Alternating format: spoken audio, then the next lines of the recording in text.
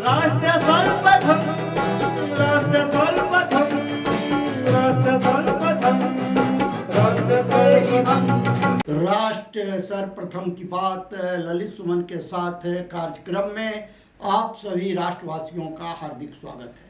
मुख्यमंत्री मनोहर लाल खट्टर ने केंद्रीय बजट पर हरियाणा सरकार की आधिकारिक प्रतिक्रिया देने और राज्य की आर्थिक स्थिति पर मीडिया से चर्चा की।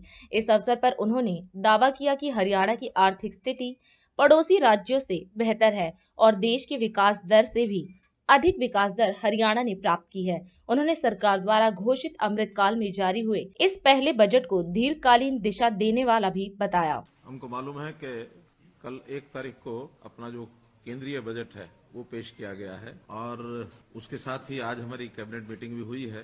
स्वाभाविक है कि ये जो महीना रहता है इसमें 1 फरवरी को जैसे केंद्र का बजट आता है उसके बाद प्रदेश भी अपना बजट पेश करते हैं, तो उस नाते से हमने अपना जो बजट सेशन है उसको भी आहूत किया है।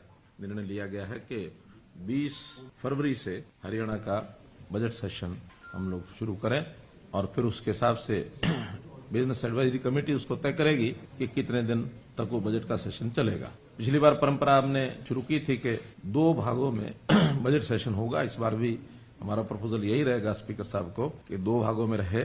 एक हिस्से में प्रारंभिक गवर्नर एड्रेस बजट को पेश करना और दूसरे हिस्से में उस बजट के ऊपर चर्चा और फिर बजट को पास करना। बताते हुए बहुत हर्ष हो रहा है इस बात का कि ये बजट हर वर्ग को ध्यान में रख करके पेश किया गया है और जहां तक छूट की बात है, मध्य वर्ग के लोगों को इसमें काफी छूट दी गई है।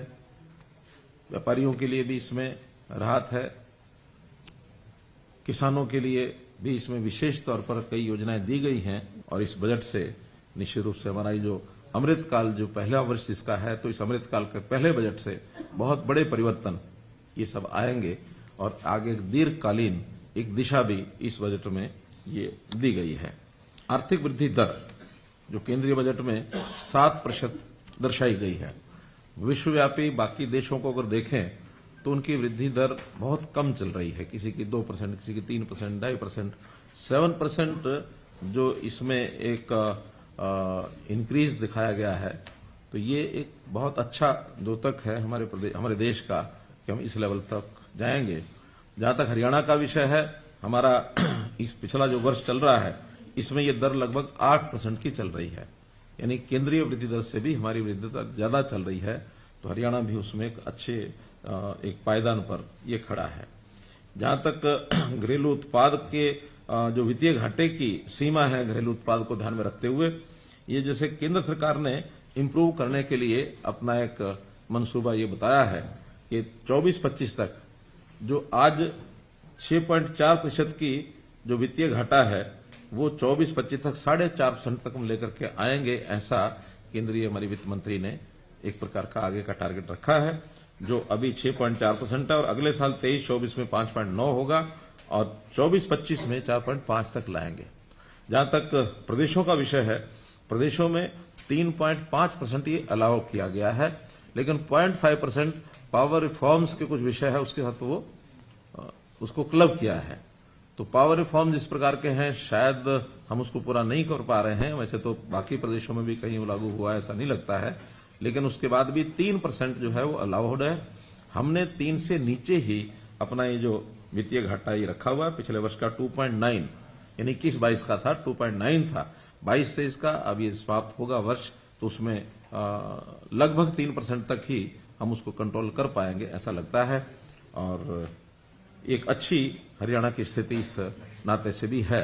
हमारे पड़ोस के जो प्रदेश हैं वो इसमें काफी वित्तीय संकट की स्थिति में आए हुए हैं, लेकिन हमने उससे कुछ लेना नहीं। हमने तो अपनी प्रदेश की जो आर्थिक स्थिति है वो अच्छी रहनी चाहिए, इसके लिए हम कर रहे हैं। प्रधानमंत्री जी ने गरीब कल्याण अन्न योजना इसको 1 वर्ष के लिए और बढ़ाया है।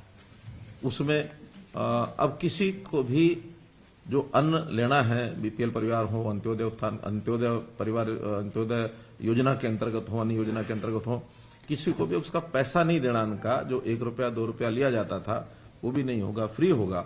हमारे लगभग 29 लाख परिवार इससे लाभान्वित होंगे अगले वर्ष के लिए। राष्ट्र सर्वप्रथम की बात ललित सुमन के साथ कार्यक्रम में हम आपसे आज यहीं विदा लेते हैं। अन्य खबरों के लिए आप बने रहें। राष्ट्र सर्वप्रथम, वंदे मातरम, जाग उठा है भारत। राष्ट्र सर्वप्रथम